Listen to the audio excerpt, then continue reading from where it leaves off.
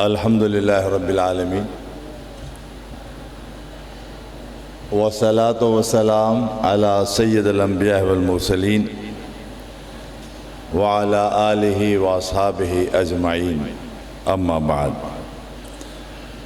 قال تبارک و تعالی فی القرآن المجید فرقان الحمید اعوذ باللہ من الشیطان الرجیم بسم اللہ الرحمن الرحیم فاسألوا اہل الذکر ان کنتم لا تعلمون صدق اللہ المولانا العظیم ان اللہ و ملائکتہ یصلون علی النبی یا ایھا الذین آمنوا صلوا علیہ وسلموا تسلیما اللہم صل علی مولانا محمد معدن الجود والکرم وآلہ واصحابہ وبارک وسلم علیہ صلاۃ و سلام علیک یا سیدی یا رسول اللہ وعلی آلک واصحابک یا حبیب اللہ۔ نہایت واجب الاحترام حضرت استاد محترم پروفیسر ڈاکٹر محمد اسحاق صاحب قریشی دامت برکاتہم عالیہ، اور انتہائی ایک اور میرے استاد محترم پروفیسر ڈاکٹر محمد طفیل صاحب دامت برکاتہم عالیہ،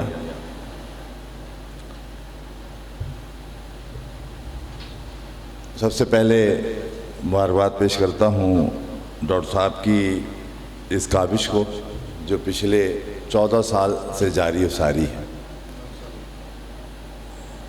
جب پہلا پروگرام ہوا تھا تو حضرت نے سعودی مجھے یاد کیا تھا، میں حاضر ہوا تھا، اور بیچ میں تیسرا یا چوتھا تھا، ورنہ پانچواں بھی تھا، اور آج چھٹے پروگرام میں حاضر ہوں۔ یہ ڈاکٹر صاحب کی شفقت ہے کہ اس فقیر کو اس موقع پر موقع دیتے ہیں۔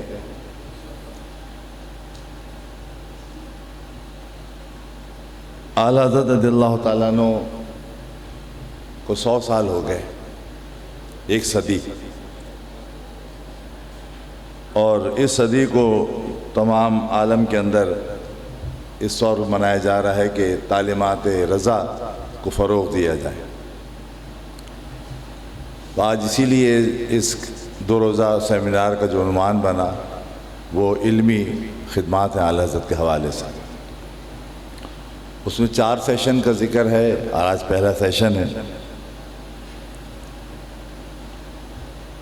اس سے پہلے کہ میں اپنی باتیں کروں، کیونکہ میں نے پہلے بھی عرض کیا تھا انتظامیہ سے کہ میں پریزنٹیشن دینا چاہتا ہوں، کیونکہ جو میرا موضوع ہے وہ اگر صرف یہاں گفتگو کروں شاید بات سمجھ پوری نہ آئے، لیکن وہ انتظام نہ ہو سکا،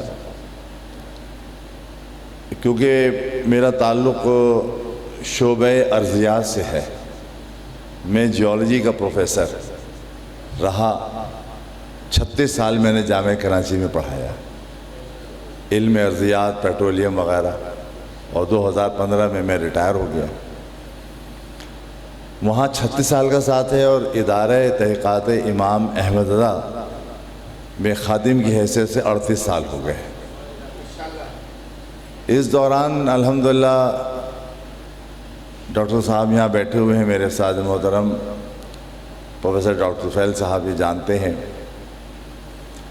کہ علوم ارضیات ایک طرف، اور پھر میں نے قرآنیات پر پی ایچ ڈی کیا، اور وہ بھی کنز الایمان کے حوالے سے۔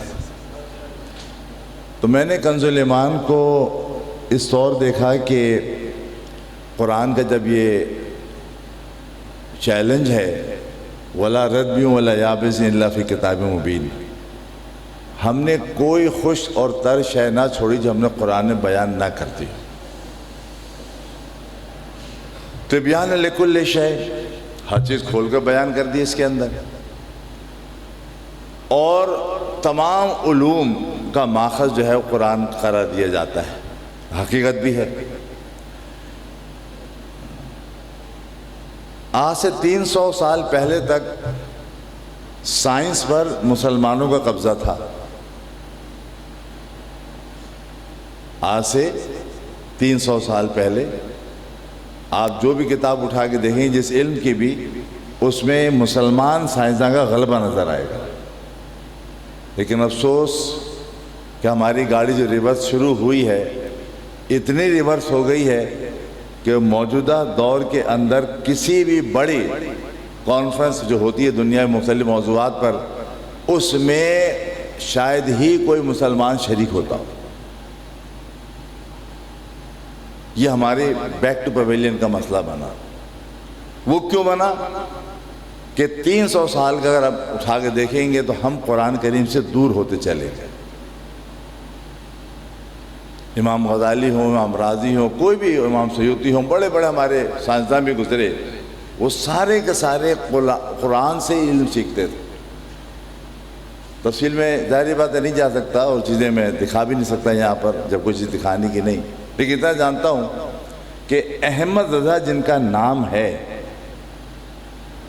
یہ صرف عالم دین ہی نہیں تھے بلکہ مکمل سائنسداں بھی تھے. اچھا، سائنسداں کا لفظ سنتے ہی سمجھتا ہے کہ بھائی کسی ایک سبجیکٹ کے اندر ماہر ہوگا نا. فزکس کا سائنسداں ہے تو فزکس سبجیکٹ جانتا ہے، اگر بایولوجی کا سائنسداں ہے تو بایولوجی کے سبجیکٹ کو جانتا ہے، اگر معاشیات کا سائنسداں ہے تو معاشیات سبجیکٹ کو جانتا ہے. احمد رضا ایک ایسے سائنسداں ہیں جن سے کوئی علم چھپا ہوا نہیں. جبکہ امام احمد رضا کسی بھی کالج نہیں گئے، کسی یونیورسٹی نہیں گئے، بلکہ اس زمانے کی علی گڑھ یونیورسٹی کے ایک وائس چانسلر پروفیسر میتھمیٹیشین، سر ضیاء الدین نام سنا ہوگا آپ نے، علی گڑھ یونیورسٹی کے وائس چانسلر ہیں، میتھمیٹکس سے ماہر ہیں، اس زمانے کے میتھمیٹکس سے پی ایچ ڈی ہیں. اپنے کسی جیومیٹریکل مسئلے کے اندر پھنس گئے، اس کے حل کے لیے وہ جانا چاہ رہے تھے جرمن. وہیں ایک اور استاد تھے دینیات کے، مولانا سلیمان بہاری رحمۃ اللہ علیہ، جو اعلیٰ حضرت کے تلمیذ اور خلیفہ تھے. انہوں نے کہا کہ حضرت آپ وہاں ضرور جائیے گا، لیکن ہمارے بریلی شریف بھی چلے چلیں، ممکن ہے یہ مسئلہ آپ کا جیومیٹری کا وہاں حل ہو جائے.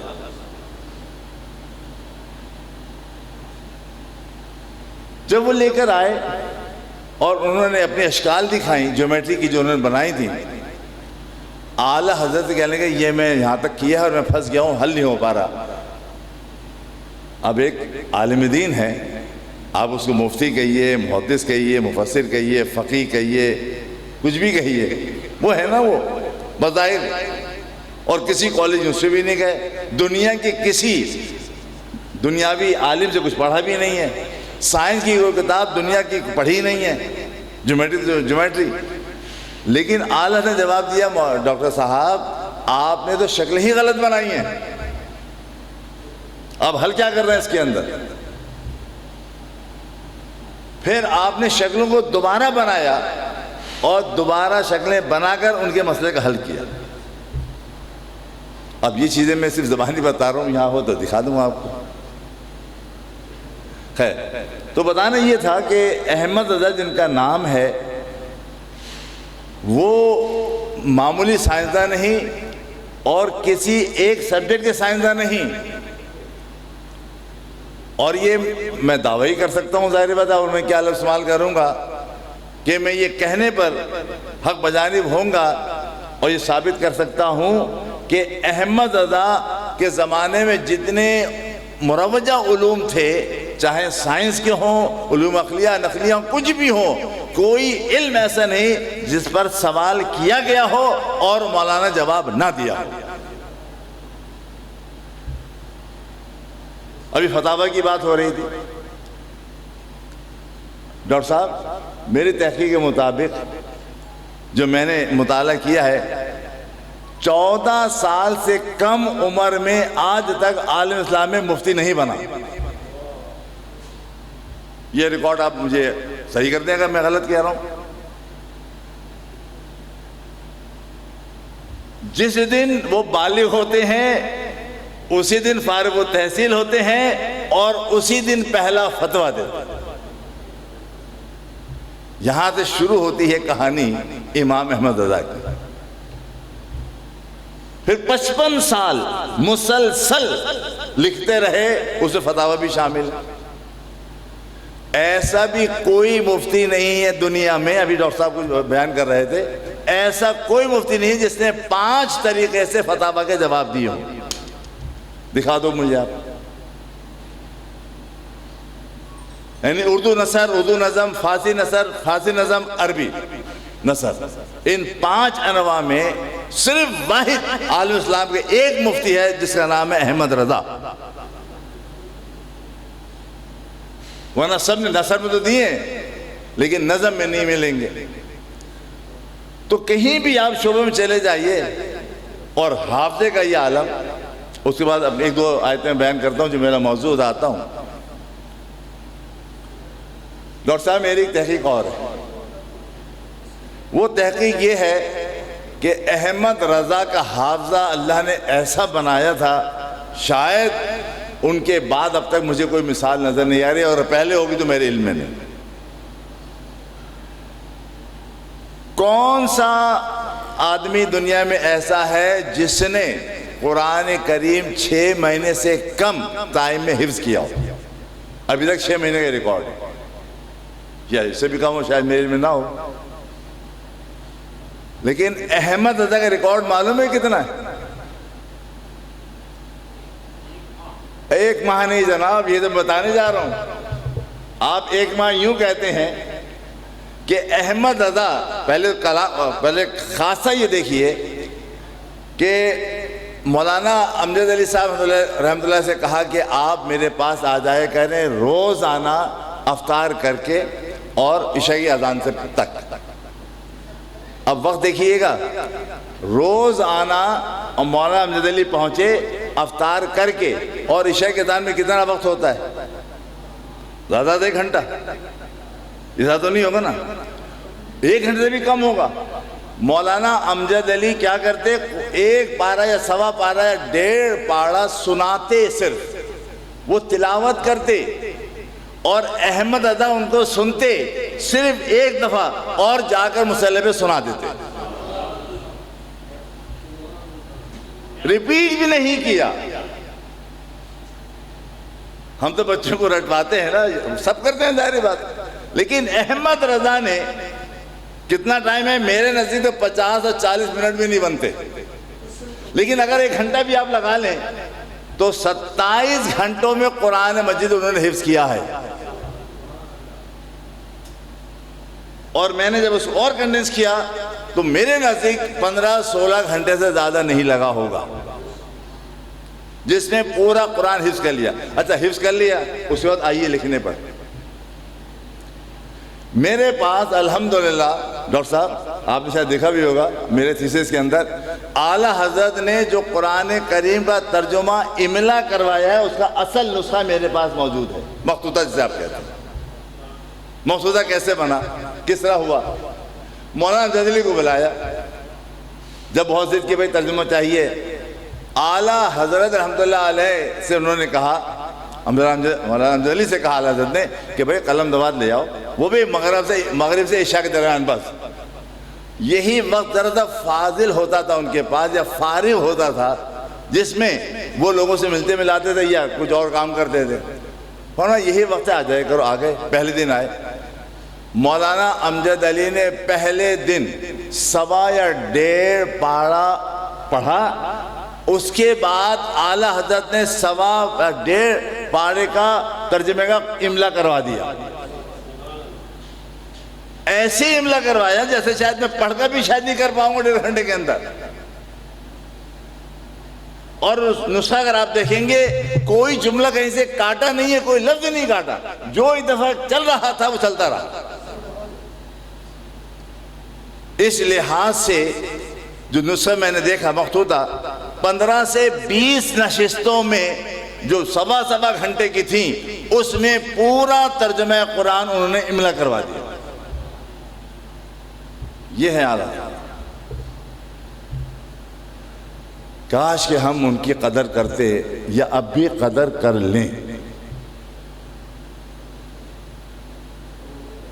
کاش کہ تمام ادارے اہل سنت کے اور تمام بڑے بڑے ہمارے علماء اتفاق کر لیں اعلیٰ حضرت کے ساتھ ان کی تعلیمات کے فروغ کے لیے۔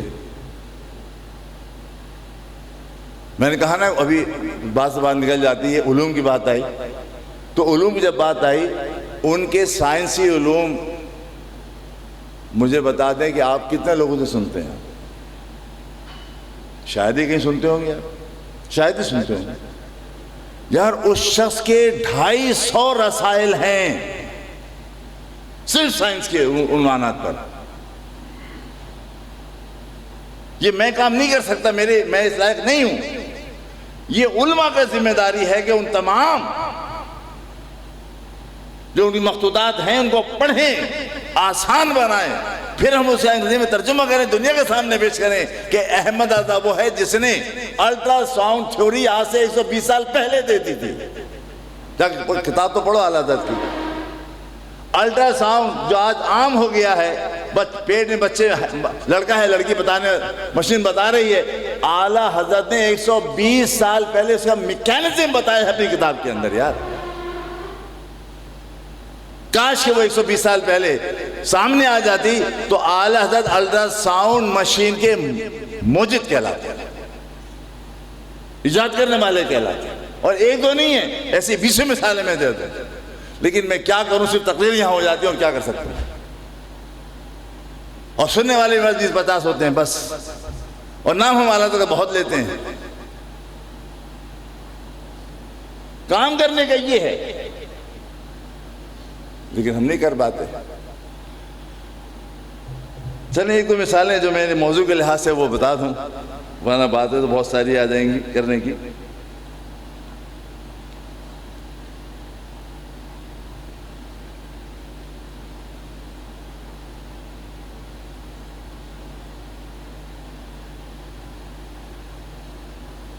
کیوں میرا موضوع جیولوجی ہے تو میں نے بہت ساری آیتیں قرآن پاک کے حوالے سے دیکھی، میں نے پڑھی، اور جب میں نے پی ایچ ڈی کیا تھا اس وقت میں نے ان کا مطالعہ کیا تھا۔ ایک آیت میں پڑھ رہا ہوں، سورہ نبا کی ہے، وَسِرَّ الْجِبَالُ فَكَانَتْ سَرَابًا۔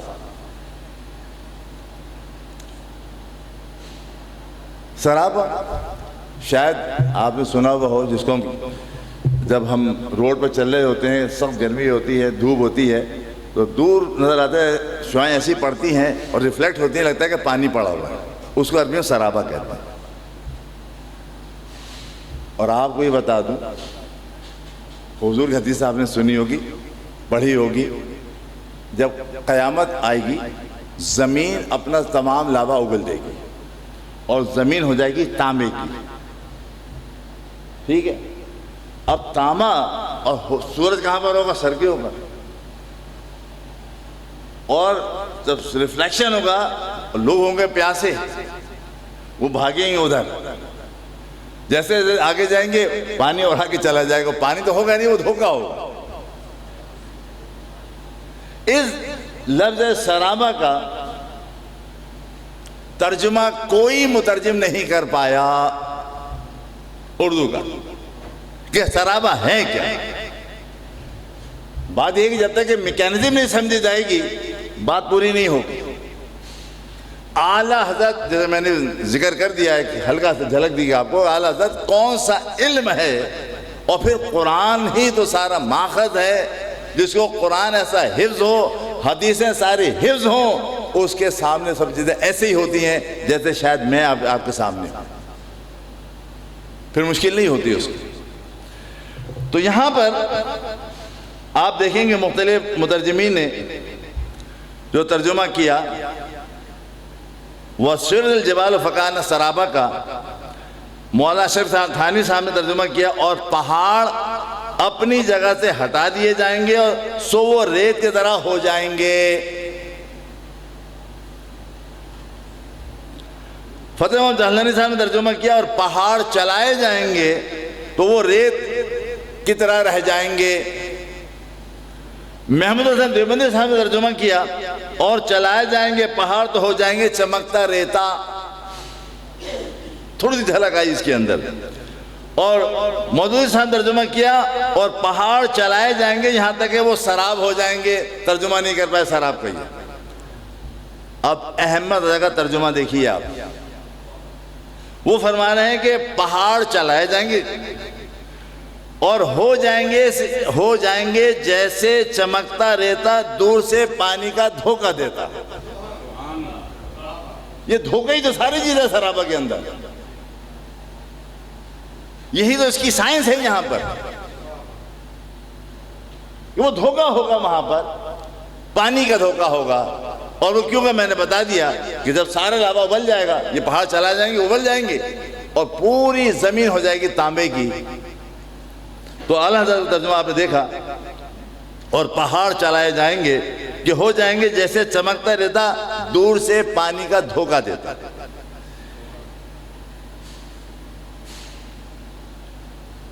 یہ بتائیے، آپ لوگ بہت سارے بیٹھے ہوئے ہیں، کبھی آپ نے یہ سنا کہ سمندر کے نیچے آگ جل رہی ہے؟ سنا آپ نے؟ قدرت ہم پڑھتے نہیں ہیں، مجبوری یہ ہے کہ ہم پڑھتے نہیں ہیں. اس قرآن کو ہم نے نہیں پڑھا، اور پڑھا یوں گزر گئے، دیکھا نہیں قرآن نے کہا کیا ہے. پھر احمد رضا بیٹھے ہیں اپنے بریلی کی چٹائی پر، اور 7 میل سمندر کے نیچے جلتی ہوئی آگ کو دیکھ رہے تھے. کاش کہ یہاں ہوتی میں کچھ دکھاتا تو مزہ بھی آتا آپ کو. 7 میل نیچے پانی کے. اب اگر گلوب اگر آپ اپنے ذہن میں لے آئیے پورا، اور اٹلانٹک سی، آپ کا پیسیفک سی اور انڈین اوشین، نارتھ سے لے کے ساؤتھ تک یہ سارا پانی یوں چلے گا. سمندر 20 سمندر کے اندر، کہاں؟ اٹلانٹک پیسیفک کے بیچوں بیچ 7 میل پانی کے نیچے ٹرینچ بنی ہوئی ہے جس میں سے آگ نکلتی رہتی ہے. احمد نے 3-4 اسی سے مسئلے حل کر دیا ہمارے لیے. 1-2 دن جب یہ ٹرینچ ہے، ٹرینچ یعنی خندق، اور خندق جو ہے نا یہ 1-2 فٹ چوڑی نہیں ہے، 20 میل چوڑی، 100 میل گہری. اس میں سے لاوا نکلتا رہتا ہے. یہ قدرت کی آپ بیلنس دیکھیے کہ نہ پانی آگ کو بجھا رہی ہے اور نہ آگ پانی کو اڑا رہی ہے، ورنہ دونوں ضدین ہیں. نہ پانی ختم ہو رہا ہے نہ آگ بجھ رہی ہے. آگ بھی جلتی رہے گی اور جلتی رہتی ہے، اور اوپر پانی موجود ہے. ہاں جب قرب قیامت ہوگا، اللہ کا اذن ہوگا، یہی ساری آگ پانی کو اڑا دے گی اور زمین تانبے کی بن جائے گی. ختم کر دو. تو اعلیٰ حضرت رضی اللہ تعالیٰ عنہ کے ترجمے کو آپ دیکھیے، بہت چھوٹی سی آیت ہے. والبحر مسجور، اور قسم ہے سلگائے ہوئے سمندر کی. کسی نے ترجمہ نہیں کیا، کسی نے ترجمہ نہیں کیا. مولانا اشرف تھانوی کرتے ہیں ترجمہ اسی والبحر المسجور کا. سورہ طور کی ایک آیت ہے، سورہ قسمیں چل رہی ہیں، بس طور سے شروع ہو رہا ہے، اور یہ 6ٹھی آیت ہے. مولانا اشرف تھانوی ترجمہ کرتے ہیں قسم ہے دریائے شور کی جو پانی سے پر ہے.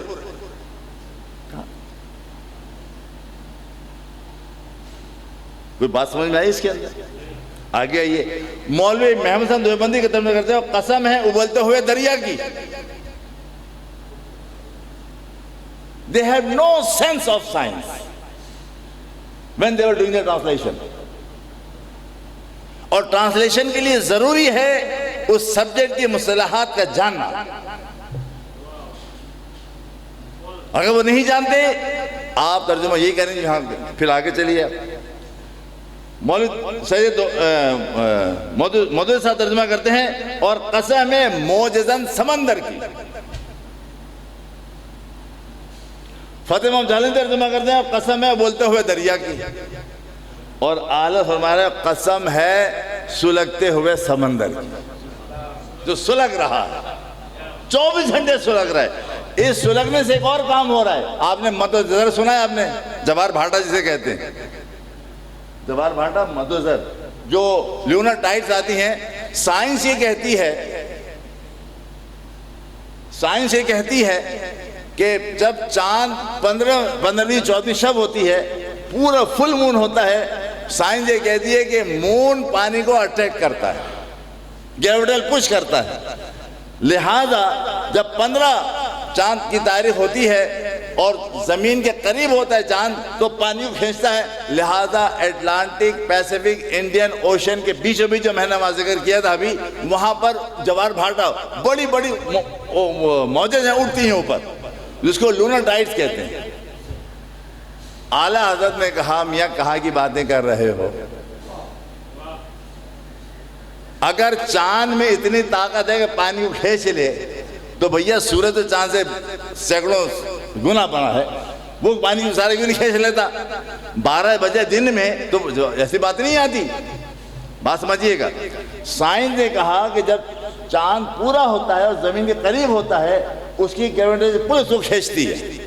اعلیٰ نے فرمایا کہ اگر بات تم صحیح کہہ رہے ہو تو سورج 12 بجے آپ کے قریب ہوتا ہے، سر پر ہوتا ہے، سورج تو اس سے بہت بڑا ہے، جب بہت بڑا ہے تو سارا پانی کھینچ لے، نہ سورج پانی کھینچ پاتا ہے نہ چاند کھینچتا ہے۔ بات یہ نہیں ہے، بات یہ ہے کہ وہاں پر بھٹی چل رہی ہے، وہ جو آگ جل رہی ہے نا، جس طریقے سے آپ چولہے کے اوپر ایک ہانڈی، چولہے پر ایک برتن رکھتے ہیں، اس میں پانی ہوتا ہے، جب یہ شعلہ جاتا ہے تو پانی اوپر اٹھتا ہے،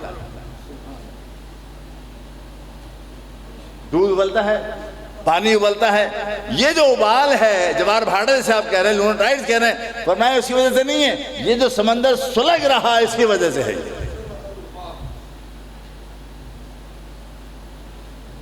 آگے چلیے ایک آدھ آیت اور لے لیتا ہوں آپ کی دلچسپی کے لیے۔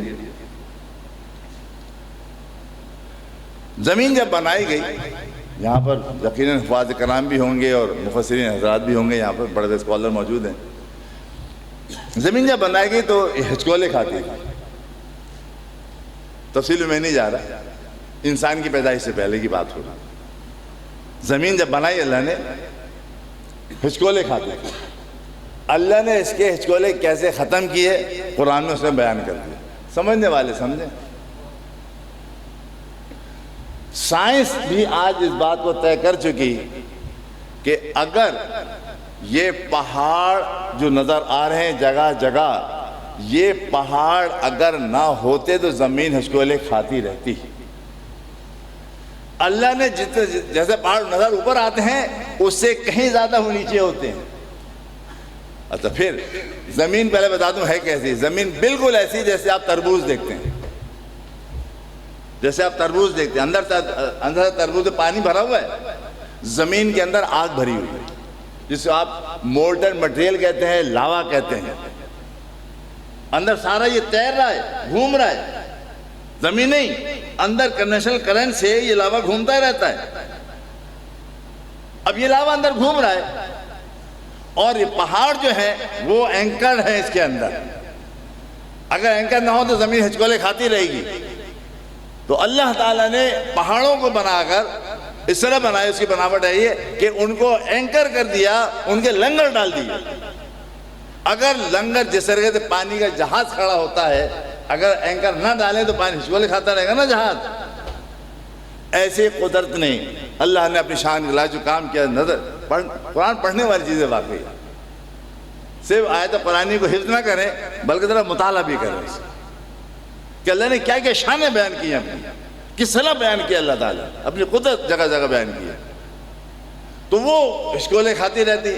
اگر ایسا نہ ہوتا تو اللہ تعالیٰ نے یہ سب سارے پہاڑ بنائے، اور پہاڑ بننے کیسے، بات کی بات ہے، بہرحال جب پہاڑ ہو گئے تو وہ اس طریقے سے گڑھے ہوئے ہیں اندر، جیسے کہ شپ کا اینکر پڑا ہوتا ہے پانی کے اندر اور شپ کھڑا رہ جاتا ہے۔ اعلیٰ حضرت رضی اللہ تعالیٰ عنہ نے، ہمارے لحاظ سے لفظ اینکر بڑا اہم ہے جیولوجی کے لحاظ سے، اعلیٰ حضرت رضی اللہ تعالیٰ نے ترجمہ کیا، ایک آیت ہے سورہ انبیاء کی آیت نمبر 31، وَجَعَلْنَا فِي الْأَرْضِ رَوَاسِيَ أَن تَمِيدَ بِهِمْ۔ اس کے اندر پہلے دوسرے ترجمے پڑھ رہا ہوں، سمجھیے گا بات کو۔ ابوالکلام آزاد ترجمہ فرماتے ہیں، ہم نے زمین میں جمے ہوئے پہاڑ بنائے تاکہ ان کو، زمین میں ہم نے پہاڑ بنا دیے کہ ایک طرف ان کے ساتھ جھک نہ پڑے۔ محمود حسن دیوبندی نے ترجمہ کیا اور رکھ دیے ہم نے زمین میں بھاری بوجھ، کبھی ان کو لے کر نہ جھک پڑے۔ مولوی محمد نعمت جملہ گھڑی، یہ بھی مترجم قرآن ہے، اور ہم نے زمین میں پہاڑ بنا دیے تاکہ وہ مخلوق کو ہلا نہ سکے۔ کہاں مخلوق؟ اور مقبول احمد دہلوی، یہ شیعہ مترجم ہے، اور زمین میں ہم نے بھاری بھاری پہاڑ قائم کر دیے کہ کہیں ان کو لے کر نہ جھک جائے۔ اس میں ہمیں کوئی کانسیپٹ نہیں آ رہا اینکرنگ کا۔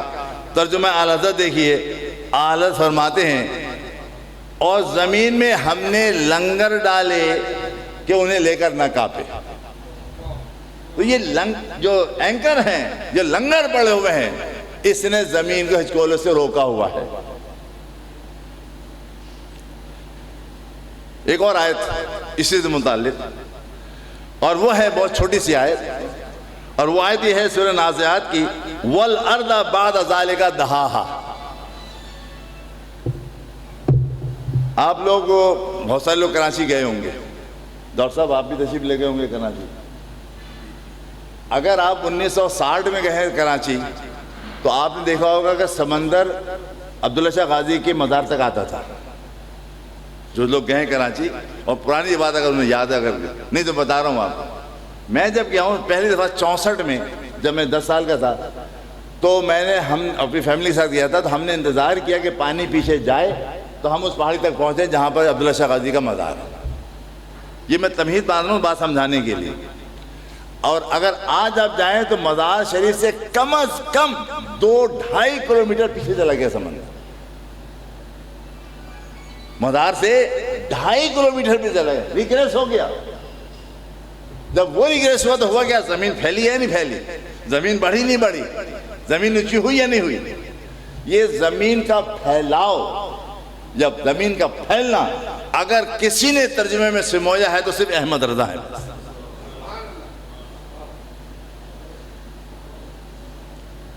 تو اعلیٰ حضرت ترجمہ کرتے ہیں آیت کا رضی اللہ تعالیٰ عنہ، وَالْأَرْضَ بَعْدَ ذَلِكَ دَحَاهَا، اور اس کے بعد ہم نے زمین پھیلائی۔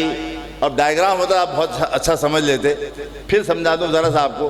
اس سے پہلے جب میں نے بتایا تھا کہ نیچے ٹرینچز ہیں، تو ٹرینچز سے لاوا نکل رہا ہے پورا نارتھ سے لے کے ساؤتھ تک، اٹلانٹک پیسیفک اور انڈین اوشین میں۔